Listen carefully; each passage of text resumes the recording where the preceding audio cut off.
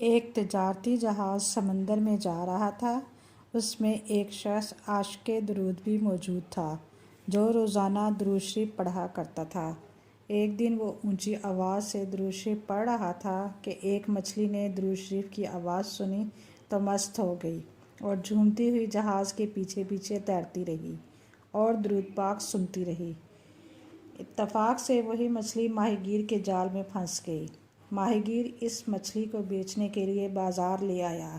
ایک صحابی نے اس نیت سے خرید لی کہ پکا کر مدینے کے تاجور صلی اللہ علیہ وآلہ وسلم کی بارگاہ میں نذر کروں گا۔ چنانچہ ان کی زوجہ نے جب مچھلی کو ہنڈیا میں ڈال کر چولہے پر رکھ کر آگ جلانا چاہا تو آگ نہ جلی۔ جب بھی آگ جلائی جاتی بجھ جاتی۔